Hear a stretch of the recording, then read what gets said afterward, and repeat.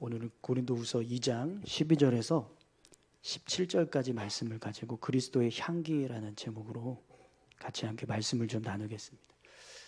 여러분 오늘 본문을 보시면 바울이 드로아에서 겪었던 한 상황을 설명해 주고 있는데요. 근데 바울이 드로아에서 겪었던 이 상황이 바울에게 자신의 삶이 그리스도의 향기라는 사실을 깨닫게 하는 계기가 되는 것을 보게 됩니다. 바울이 드로아에서 어떤 상황을 겪었는가 먼저 그 내용을 좀 같이 함께 살펴보겠습니다. 우리 12절 13절 말씀 다시 한번 보겠습니다. 내가 그리스도의 복음을 위하여 드로아에 이름에 주 안에서 문이 내게 열렸으되 내가 내 형제 디도를 만나지 못함으로 내 심령이 편하지 못하여 그들을 작별하고 마게도냐로 갔노라. 아멘. 우선 지금 바울이요, 복음을 위하여 드로아의 이름에 주 안에서 문이 내게 열렸으되 이런 고백을 하고 있는데요. 바울이 지금 설명하고 있는 이 상황은요, 바울이 3차 전도 여행을 떠났을 때 있었던 상황입니다. 전도 여행을 이제 바울이 1차, 2차, 3차로 나눠서 이제 진행을 했었죠. 근데 이 3차 때 바울이 마게도냐를 거쳐서 이제 고린도로 들어가려고 했었는데 이제 그때 이제 잠깐 드로아에 머물렀던 시기에 있었던 사건을 오늘 본문에서 기록하고 있습니다. 오늘 본문을 보시면 이때 바울이요 하나님의 은혜로 복음을 전하는 데 있어서 어떤 특별한 어떤 역사가 있었던 것 같습니다. 그래서 오늘 본문도 보면 주 안에서 문이 내게 열렸으되 이렇게 기록하고 있는데요. 그러니까 바울이 복음을 전하는데 드로아에서 하나님의 은혜로 복음을 전하는 일이 굉장히 순조로웠던 것 같습니다. 그래서 마치 문이 열려진 것처럼 그렇게 복음이 증거되는 그런 역사가 이제 있었던 거죠. 여러분 바울은요 복음을 전하기 위해서 자신의 삶을 온전하게 헌신했던 사람입니다. 그렇기 때문에 복음이 문을 열렸다. 그래서 복음을 전하는데 어떤 그 사역이 굉장히 순조롭게 진행이 되었다. 그렇게 된다면 아마 그 모습을 바울이 생각할 때 가장 기쁜 일이 아닐까. 바울의 삶에서 복음을 전하기 위해서 자신의 삶을 온전히 드리고 있는 바울의 입장에서 본다면 지금 드로아에서 일어나고 있는 이 사역의 모습은 굉장히 큰 어떤 은혜가 되고 기쁨이 될 수 있는 모습이 되는 겁니다. 그런데 오늘 본문을 보면 그렇게 드로아에서 복음을 전하는 일은 또 기쁨이 있고 즐거움이 될 수 있는 어떤 그런 역사가 일어나고 있는데 또 한편으로는 어떤 일이 있었냐면 디도를 만나지 못해서 바울이 마음이 불편했다 이렇게 기록을 합니다. 여러분 바울은요 고린도 교회를 향해서 편지를 써서 디도를 통해서 고린도 교회 성도들에게 전달을 하려고 했었어요. 그래서 이제 디도가 바울이 쓴 그 편지를 들고 고린도 교회에 가서 이제 그것을 전달해주고 이제 고린도 교회의 상황을 다시 이제 알아서 이 드로아에서 바울과 만나려고 했었습니다. 그런데 어떤 상황에서인지 모르지만 디도가 바울과 약속한 시간에 오지 않았어요. 약속을 했던 이 시간에 오지 않으니까 바울이 그 상황 때문에 마음이 불편해서 결국 드로아를 떠나서 마게도냐로 가는 일이 이제 일어나게 되는 겁니다. 바울이 마게도냐로 가게 되었던 이유는요. 이제 원래 3차 전도 여행의 루트가 마게도냐로 가야 하는 상황이었지만 근데 이 드로아에서 지금 복음의 문이 열려서 지금 사역이 막 순조롭게 진행이 되고 있었는데도 불구하고 마음이 불편해서 마게도냐로 떠났다 이렇게 말씀하고 있거든요. 이 모습은 지금 바울이 이제 이 루트 때문에 마게도냐로 간 게 아니라 어떻게 하면 더 빨리 디도를 만날 수 있을까? 그래서 이제 이 드로아를 떠나서 마게도냐로 가게 되었다라는 것을 알 수 있습니다. 오늘 본문에서도 보면 바울이 드로아를 떠나는 상황을 이렇게 설명합니다. 내 심령이 편하지 못하여 그들을 작별하고 마게도냐로 갔노라. 바울이 드로아에서 복음을 전하는 일은 이게 문이 열려질 정도로 아주 순조롭게 이루어졌어요. 그런데 디도를 만나지 못한 이 상황 때문에 바울의 심기가 불편했다. 그래서 결국에는 드로아를 떠나게 되었다라는 겁니다. 그럼 여러분 한번 이 모습을 생각해 보시겠어요? 바울에게 있어서 복음을 전하는 일보다 더 중요하고 또 기쁨이 될 만한 일은 없을 거예요. 근데 드로아에서 복음의 문이 열려졌어요. 그래서 복음을 전하는데 이게 막 활발하게 막 복음이 전해지는 그런 상황이 된 거예요. 그러면 그 모습을 볼 때 바울이 얼마나 기쁘겠습니까? 얼마나 힘이 나겠어요. 지금 복음이 막 자기가 전하는 복음이 막 이게 문이 열려진 것처럼 막 사람들에게 막 증거되고 있는 그런 상황이 되었을 때 얼마나 그 모습이 기쁨이 되고 흥이 나겠습니까? 그런데 그 모습이 상쇄될 만큼 바울의 마음이 기쁘지 않았던 것이 디도를 이 드로아에서 만나기로 되어 있었는데 그걸 만나지 못했다는 거예요. 근데 그 모습 때문에 바울이 지금 기쁨이 없고 마음이 불편해서 드로아를 떠나는 상황이 되었다라는 거죠. 그러면 여러분, 바울에게 있어서 이 디도를 만나는 일이 얼마나 중요했길래 바울의 전 삶을 복음을 전하는 일에 헌신하는 사람이 복음의 문이 열릴 정도로 그렇게 활발하게 사역이 이루어졌는데도 불구하고 그것 때문에 기뻐해야 될 사람이 기뻐하지 못하고 드로아를 마음이 불편해서 떠났다라고 한다면 이게 도대체 이 디도를 만나려고 했던 이 상황이 얼마나 바울에게 중요했을까요? 얼마나 중요하길래 기쁘지 않고 마음이 심기가 불편해서 떠나는 그런 상황이 벌어지게 했을까요? 여러분, 우리가 고린도전서 말씀을 보면서 바울이 고린도 교회의 문제를 알고 나서 얼마나 그 상황이 심각한지에 대해서 염려하고 걱정을 했었는지 고린도전서 말씀을 통해서 우리가 충분히 바울의 마음을 헤아릴 수 있었습니다. 고린도 교회 성도들을 걱정하고 염려하는 그런 바울의 마음이 얼마나 컸는가 우리가 고린도전서 말씀을 보면 충분히 이제 헤아리게 되는데요. 그러니까 바울은 고린도 교회의 상황을 알고 나서 눈물로 편지를 썼다라고 기록을 해요. 그 눈물로 쓴 편지를 디도에게 맡겨서 고린도 교회 성도들에게 전달을 하려고 했었던 거거든요. 그런데 그 편지를 들고 갔던 디도가 약속한 시간에 오지 않았어요. 그러니까 바울이 그 상황 때문에 마음이 불편해졌다라는 겁니다. 고린도 교회를 향한 어떤 염려와 근심이 해소가 되지 않는 거예요. 디도가 와서 고린도의 상황을 지금 다시 어떻게 지금 벌어지고 있는지 어떻게 되었는지 이걸 좀 알려줘야 되는데 그래서 디도를 지금 이 드로아에서 기다리고 있는데 약속된 시간이 되는데도 디도가 나타나질 않으니까 고린도 교회에 대한 염려가 바울의 마음 가운데 계속 머무르고 있었다는 거예요. 거기다가 약속한 시간에 디도가 오지 않으니까요. 왜 오지 않을까? 왜 이 시간이 되었는데 와야 될 사람이 오지 않을까? 이것 때문에 생기는 여러 가지 꼬리를 무는 생각들인 거예요. 이게 더 문제가 심각해졌나? 내 편지를 읽고 뭔가 더 교회가 어려움이 처했나? 디도가 가서 뭔가 이렇게 문제를 해결한 게 아니라 잘 안 됐나? 이런 생각들이 계속 꼬리를 물고 이어지니까 바울의 마음이요 불편해졌다라는 겁니다. 사실 바울은 디도가 약속한 시간에 와서 고린도 교회의 문제가 어느 정도 해결이 됐고 또 성도들도 자신들의 죄를 회개하고 다 돌이켰다 이런 이야기를 듣고 싶었는데 그런 상황이 되지 못하고 디도가 오지 않으니까 이제 고린도 교회의 문제는 아직도 오리무중인 거예요. 바울에게는. 그랬을 때 그 상황이 바울의 마음을 불편하게 했다라는 겁니다. 근데 여러분 오늘 본문에서 내 심령이 편하지 못하여라고 하는 이 모습이요. 원어로 해석을 하면 어떤 의미가 되냐면 하나님과의 관계가 흔들린 만큼 내 마음이 무너졌다 이런 뜻이 됩니다. 지금 바울이 디도를 만나지 못한 이 상황 때문에 하나님과의 관계가 흔들릴 정도로 심각하게 생각을 했다라는 거예요. 그만큼 바울의 마음이 불안했고 편하지 않았다라는 거죠. 그런 마음을 가지고 있으니까요. 아무리 복음이 열려서 문이 열려져서 막 복음이 막 확산되고 있는 그 모습조차도 바울에게는요 기쁨이 될 수 없었다라는 거예요. 그래서 바울이 불편한 마음을 가지고 드로아를 떠나서 급하게 이제 마게도냐로 가게 되었다라는 거죠.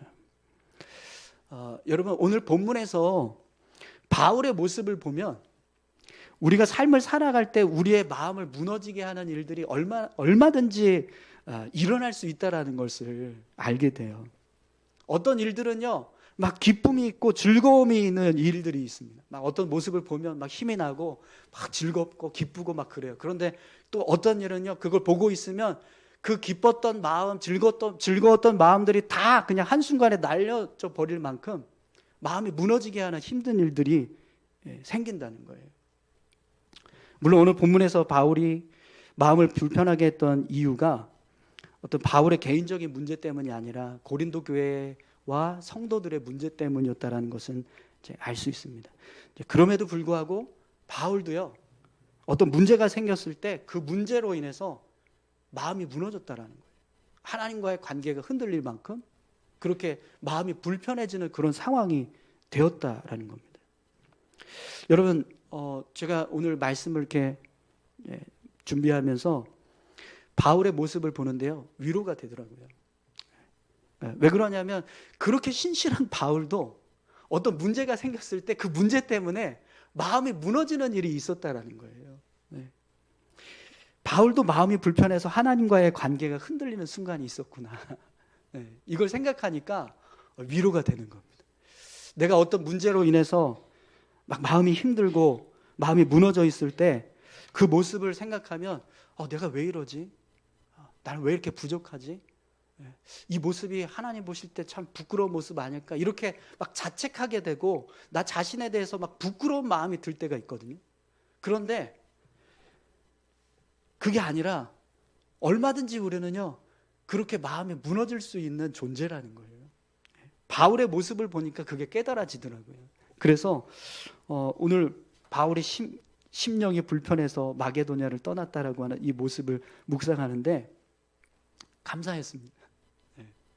지금 마음이 좀 불편한데 그 불편한 마음들이 이게 내가 부족해서가 아니라 내가 뭔가 이렇게 믿음이 없어서가 아니라 그냥 그럴 수 있는 상황이구나, 그럴 수 있는 존재구나, 이게 깨달아지니까 마음이 좀 편해지더라고요. 여러분, 우리가 삶을 살아갈 때 분명 우리 마음을 무너지게 하는 일들이 종종 일어나요. 그런데 여러분, 그때 우리는요, 마음이 무너진 것 때문에 나 자신을 막 부끄러워하거나 아니면 나 자신에 대해서 자책할 필요가 없습니다. 예수님도 십자가 앞에서 마음이 무너져서 갈등하는 모습을 우리는 성경을 통해서 보게 됩니다. 어떤 문제가 생겼을 때 두려움이 생기고 불편한 마음이 생겼을 때 그것이 죄가 아니라는 거예요.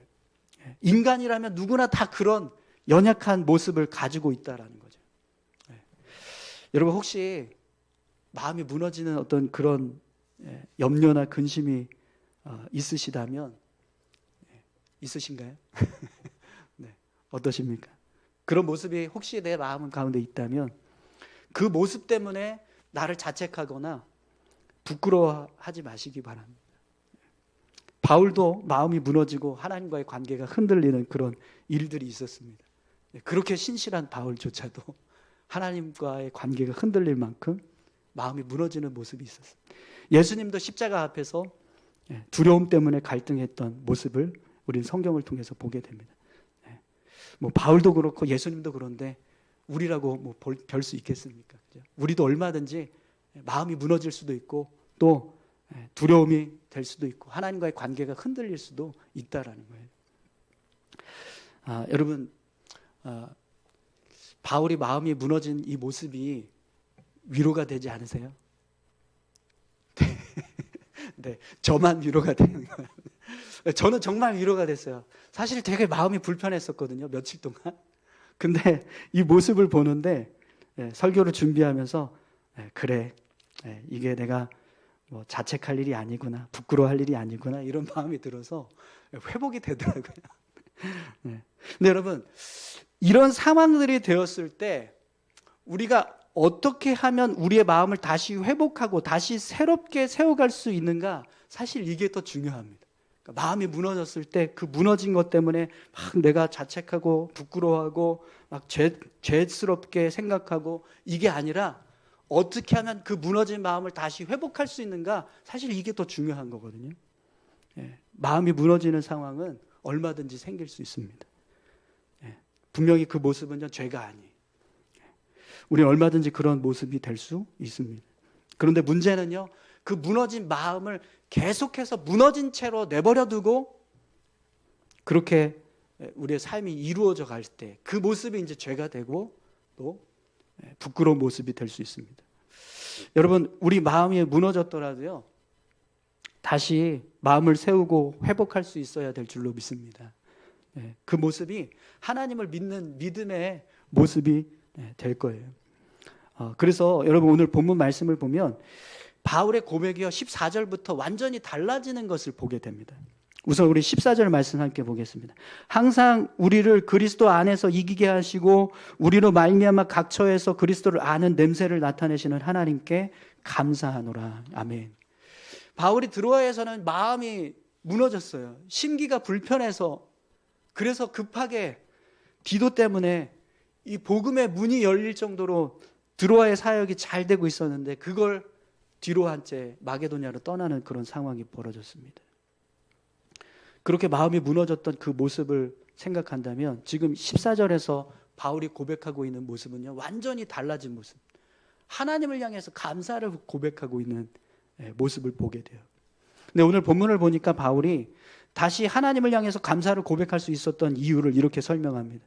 항상 우리를 그리스도 안에서 이기게 하시고 우리로 말미암아 각 처에서 그리스도를 아는 냄새를 나타내시는 하나님.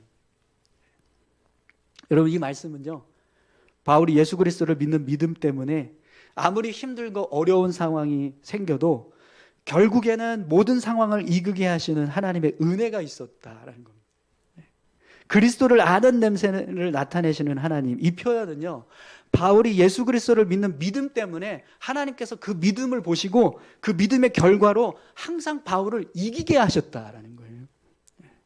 여러분, 우리가 예수 그리스도를 믿는 믿음은 단순히 그냥 어떤 생각이나 관념이 아니에요. 이 믿음은요, 아주 구체적인 능력과 역사를 나타내는 증거인 줄 믿습니다. 그래서 히브리서 11장 1절에서 2절 말씀도 보면 믿음은 바라는 것들의 실상이요 보이지 않는 것들의 증거니 선진들이 이로써 증거를 얻었느니라, 이렇게 말씀합니다. 우리가 예수님을 믿고 의지하면서 삶을 살아갈 때 그 모습은 분명 하나님께서 우리에게 모든 상황을, 모든 환경을 뛰어넘을 수 있는 은혜를 주시는, 모든 문제를 이기게 하시는 은혜를 부어주실 수 있는 모습이 된다는 거예요. 여러분, 이스라엘 백성들이 요단강 앞에 섰을 때 하나님께서 여호수아에게, 제사장들에게 언약궤를 메고 요단강으로 들어가라, 그러면 요단강이 갈라진다, 이렇게 말씀을 하셨잖아요. 근데 여호수아가 그 말씀을 믿고 제사장들을 향해서 언약궤를 메고 요단강으로 들어가라, 이렇게 명령했어요. 그래서 그 명령을 듣고 또 제사장들은 언약궤를 메고 실제로 요단강으로 들어갔어요. 그래서 발이 담겨지는 그 순간에 요단강이 갈라지는 역사가 있었습니다.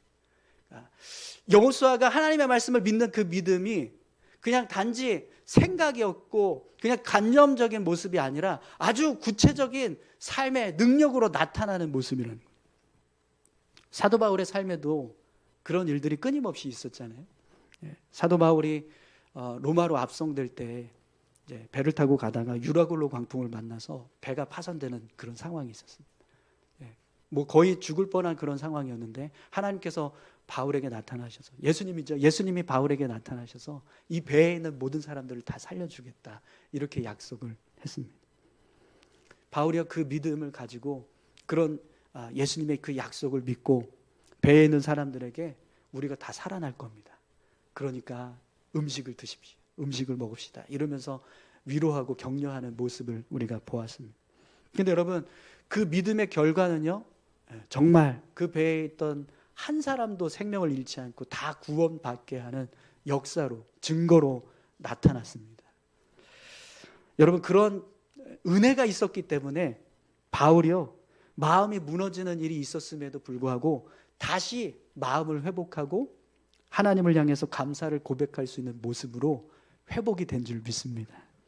오늘 저와 여러분들 모두가 하나님께서 주시는 은혜를 통해서 어떤 마음에 무너지는 상황도 능히 이겨낼 수 있는 그런 승리의 삶을 살아가실 수 있기를 축원합니다. 분명 우리가 믿음을 가지고 있는 이 모습은요, 우리의 마음을 무너지게 하는 어떤 것도 능히 이기게 할 줄 믿습니다. 또 오늘 본문을 보니까 바울이 무너진 마음을 회복할 수 있었던 이유를 이렇게 말씀을 하고 있습니다. 우리 15절 16절 말씀 함께 보겠습니다. 우리는 구원받은 자들에게나 망하는 자들에게나 하나님 앞에서 그리스도의 향기니 이 사람에게는 사망으로부터 사망에 이르는 냄새요 저 사람에게는 생명으로부터 생명에 이르는 냄새라. 누가 이 일을 감당하리요. 아멘. 여러분 본문을 보시면 바울이요, 자신을 구원받은 자들에게나 망하는 자들에게나 하나님 앞에서 그리스도의 향기다 이렇게 고백을 합니다. 네. 여러분 이 고백 안에는요, 우리가 가지고 있는 믿음이 가지고 있는 두 가지 역할을 보여주는 거예요. 네. 우리가 가지고 있는 믿음이 가지고 있는 두 가지 역할. 여러분 우리가 예수님을 믿을 때 이 믿음 안에는요 두 가지 기능이 있습니다. 하나는 예수님을 믿는 사람들에게는 생명이 부어진다라는 사실을 증거하는 증거가 되고요. 또 예수님을 믿지 않는 사람들에게는 죽음이 임한다라고 하는 사실을 알려주는 증거가 됩니다. 그래서 오늘 본문에서 바울도요, 이 사람에게는 사망으로부터 생명에 이르는 냄새요 저 사람에게는 생명으로부터 생명에 이르는 냄새라 이렇게 말씀하고 있습니다. 우리가 예수님을 믿는 그 믿음의 모습이요, 예수님을 믿는 사람들에게는 생명이 부어진다라고 하는 증거가 되고 예수님을 믿지 않는 사람들에게는 사망이 부어진다라고 하는 증거가 된다는 거예요. 여러분 우리가 예수 그리스도를 믿는 믿음 안에 이런 두 가지 기능이 있는 줄 믿습니다. 네. 네. 자, 그러면 여러분 왜 이 사실이 바울의 무너진 마음을 회복하게 하는 능력이 될 수 있을까요? 여러분 오늘 본문 16절 마지막 부분에 보면 바울이 이런 고백을 해요. 누가 이 일을 감당하리요? 여러분 이 고백은요, 누가 이런 일을 할 수 있겠냐는 거잖아요. 네. 바울은 예수 그리스도를 믿는 그 믿음 안에 예수님을 믿는 사람들에게는 생명이 주어지고 또 예수 그리스도를 믿지 않는 사람들에게는 죽음이 임한다라고 하는 어떤 그런 증거가 있다라고 했는데, 이걸 누가 감당할 수 있겠냐 이렇게 고백을 합니다. 근데 여러분 실제로 이걸 누가 감당했죠? 바울이 감당했어요. 예수 그리스도를 전하는 바울이 지금 이 모습을 감당하고 있는 거예요. 바울은 자신이 어떤 사람들에게는 생명의 증거가 되고 또 어떤 사람들에게는 사망의 증거가 되고 있다, 이 사실을 생각하니까요, 이게 얼마나 놀라운 일이고 얼마나 귀한 일이라는 겁니다. 이걸 누가 어떻게 함부로 감당을 할 수 있겠냐라는 거죠. 그런데 지금 바울이 그 일을 감당하고 있다라는 거예요. 그래서 그 모습을 생각할 때 바울은요, 자신의 삶에 어떤 마음이 무너지는 일들이 있지만 그것 때문에 계속해서 마음이 무너지고 막 염려하고 근심에 사로잡혀서 사는 게 아니라 이런 일을 감당케 하고 있는 하나님의 은혜를 생각하니까요, 감사를 고백할 수밖에 없게 되더라는 거예요. 여러분 한번 생각해 보세요. 내가 어떤 사람에게는 생명이 부어지는 증거가 되고 또 내가 어떤 사람에게는 사망이 임하게 하는 증거가 됩니다. 이 모습은요 정말 엄청난 일인 거예요. 내가 예수 그리스도를 믿는 그 모습이 많은 사람들에게 삶과 죽음의 기준이 된다는 거예요. 여러분들이 예수 그리스도를 믿는 그 모습이요, 어떤 사람에게는 삶을 보여주는 모습이 되고 어떤 사람들에게는 죽음이 임하게 하는 모습을 보여주는 기준이 된다는 거예요. 여러분들이 예수 그리스도를 믿고 살아가는 그 모습이요, 여러분 놀랍지 않으세요? 표정은 전혀 안 놀라실 것 같은데, 여러분의 삶이 삶과 죽음의 경계를 정하는 기준이 된다라고 생각을 해보십시오. 이건 엄청난 일인 거예요. 네. 나처럼 예수님을 믿고 살면 살고 나처럼 예수님 믿지 않으면 죽는다, 이걸 우리가 보여주면서 살고 있다라는 겁니다. 그런데 이런 놀라운 역할을 누가 감당할 수 있겠냐라는 거죠. 그런데 여러분, 예수 그리스도를 믿는 우리는 바로 이런 놀라운 역할을 감당하면서 삶을 살아가고 있습니다. 예수 그리스도를 믿는 그 믿음의 순간이 우리 안에 세워졌을 때 이미 우리는 이 일을 감당하는 자리에 서 있다라는 거예요. 아멘이신가요? 네. 그러면 여러분, 이 모습을 한번 생각해 보십시오. 내 안에 생명과 죽음의 경계가 되는 예수님께서 함께하고 계십니다. 그런데 내가 순간적으로 어떤 마음을 무너지게 하는 일이 생겼어요. 그랬을 때 여러분, 그것 때문에 내가 좌절하고 절망하면서 삶을 살아갈 수 있을까요? 내가 삶과 죽음의 경계를 품고 있는 사람인데 단지 일순간적으로 내 마음이 무너지게 하는 어떤 일 때문에 그것으로 인해서 내 마음이 완전히 무너져서 절망하고 좌절하면서 삶을 살아간다는 건요, 있을 수 없는 일입니다.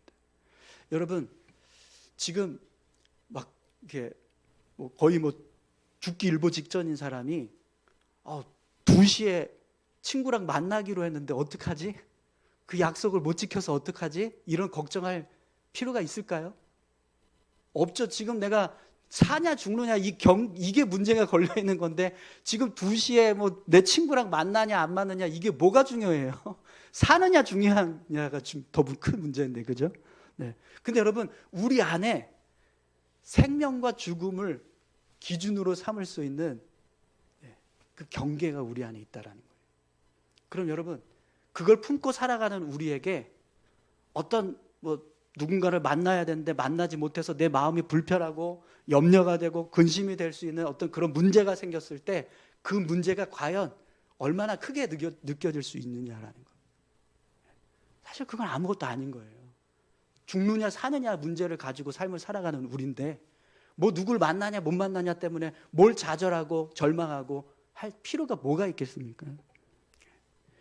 여러분, 분명 우리의 삶에는요, 예수 그리스도를 통해서 생명을 부어주신 줄 믿습니다. 그 생명을 붙잡고 우리가 삶을 살아가는데 그 생명을 붙든 자로서 우리의 삶 가운데 그거보다 더 큰 문제가 어디 있겠습니까? 죽음과 삶을 경계할 수 있는 기준으로 내가 삶을 살아가고 있다면 나에게 찾아오는 마음이 무너지는 모든 일들은 사실 아무것도 아니라는 거예요. 그래서 바울이요, 이 사실을 생각하니까 비록 자신의 삶에 고린도 교회를 향한 염려, 근심, 걱정, 디도를 만나지 못했던 불편한 마음, 그런 것들이 있었지만 그걸 다 그냥 훌훌 털어버리고 하나님 앞에 나와서 감사를 고백하면서 다시 삶을 회복하는 모습이 되고 있다는 거죠. 여러분, 우리 안에 생명과 죽음의 기준이 되시는 예수님께서 함께하고 계시는 줄 믿습니다. 그 예수님을 붙잡고 삶을 살아갈 때 우리의 삶에 아무리 큰 문제가 있어도요, 그 문제는요, 죽는 것과 사는 것 비교할 수 없는 문제가 됩니다. 그리고 분명히 그 예수님을 붙잡고 삶을 살아갈 때 우리의 삶에 찾아오는 모든 마음을 무너지게 하는 일도 예수님은 능히 이기게 하실 줄 믿습니다. 아무리 큰 문제도요, 그렇기 때문에 우리는요, 예수님을 붙잡으면 분명히 이기고 나가게 됩니다. 오늘 저와 여러분들이 예수님 붙잡고 마음이 무너지게 하는 어떤 일도 다 이겨나가시는 그런 승리의 삶을 살아가실 수 있기를 축원합니다. 그래서 여러분, 17절 말씀을 보시면 바울이 이런 고백을 하고 있습니다. 우리 같이 한번 읽어보겠습니다. 우리는 수많은 사람들처럼 하나님의 말씀을 혼잡하게 하지 아니하고 곧 순전함으로 하나님께 받은 것 같이 하나님 앞에서 그리스도 안에서 말하노라. 아멘. 여러분, 이 말씀은요, 우리가 예수님을 믿고 삶을 살아가는 모습은 단순하다라는 겁니다. 아주 단순하다는 거예요.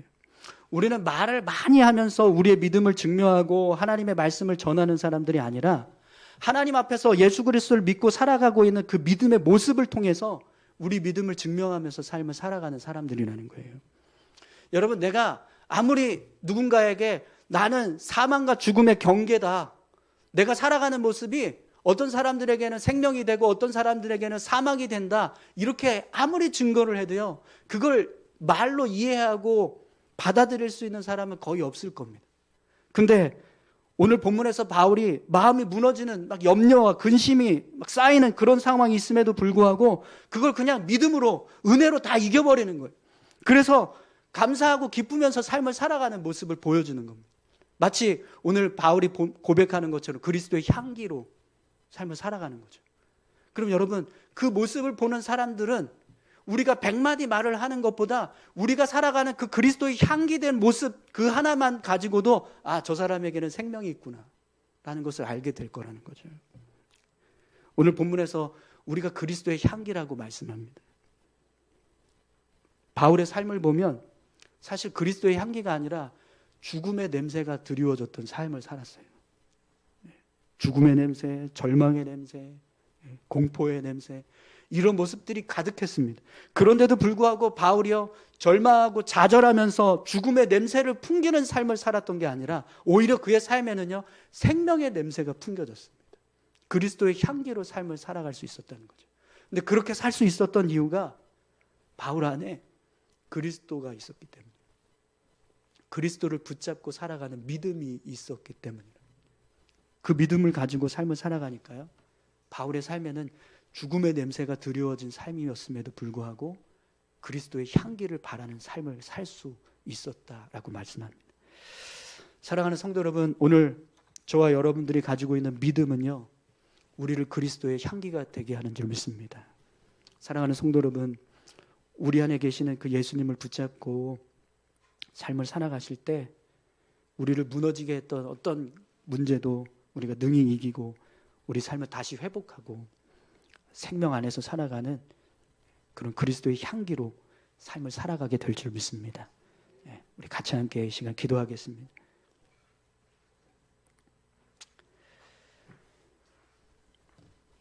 마음이 무너지는 일은 얼마든지 일어날 수 있습니다.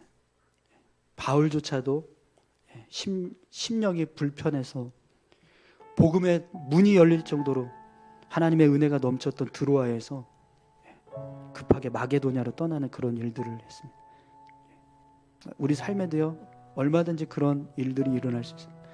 그런데 우리가 그렇게 마음이 무너지는 일들이 있을 때 그냥 좌절하고 절망에 빠지는 것이 아니라 우리 안에 계시는 예수 그리스도를 믿는 믿음, 예수 그리스도를 붙잡고 나아갈 때 하나님께서 우리를 능히 이기게 하시는 은혜로 채워주시고, 우리의 삶이 마음을 무너지게 하는 일보다 더 큰 삶과 죽음의 능력을 품고 삶을 살아가게 하시는 그런 그리스도의 향기로 살아가게 하신다고 오늘 바울이 말씀하고 있습니다.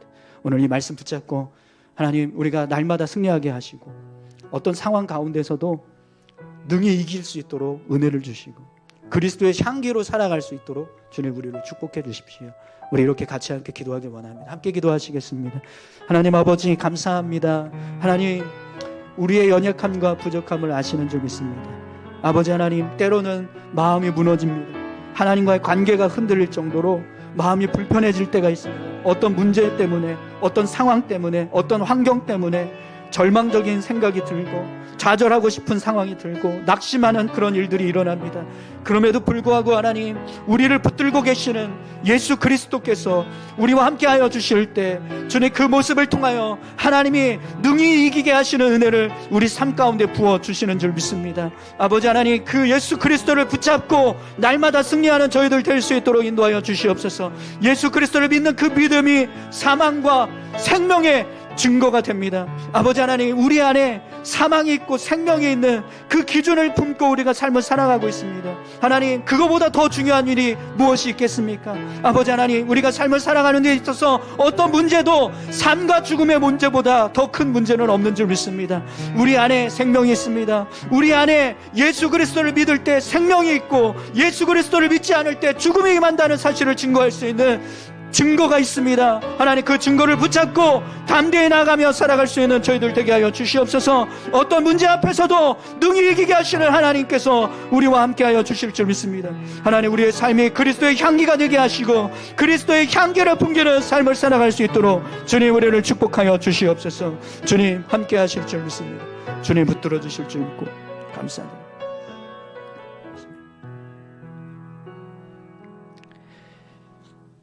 하나님 아버지, 우리는 연약하고 부족합니다. 우리는 얼마든지 마음이 무너질 수 있고 낙심할 수 있고 좌절할 수 있고 절망할 수 있는 연약한 자들입니다. 그러나 우리 안에 계시는 예수님께서 우리를 붙들어 주실 때 그런 무너졌던 마음들이 회복되고 우리의 삶이 다시 일어서게 하시는 하나님의 은혜가 부어질 줄 믿습니다. 예수 그리스도 안에 있을 때 우리가 사망과 생명의 기준이 됩니다. 이 놀라운 사명을 부여하신 하나님의 선하신 뜻을 믿고 오늘 우리의 삶을 통해서 그리스도의 향기를 나타내는 믿음의 삶이 되게 하여 주옵소서. 모든 절망과 좌절과 낙심을 능히 이기게 하시고 하나님께서 부어주시는 은혜를 힘입어서 우리의 삶을 통해 그리스도의 향기를 바라게 하여 주시옵소서. 오늘도 우리 모두가 그리스도의 향기로 온전히 세워질 수 있도록 우리를 붙들어 주시고 인도해 주실 줄 믿습니다. 감사드리며 예수님의 이름으로 기도합니다.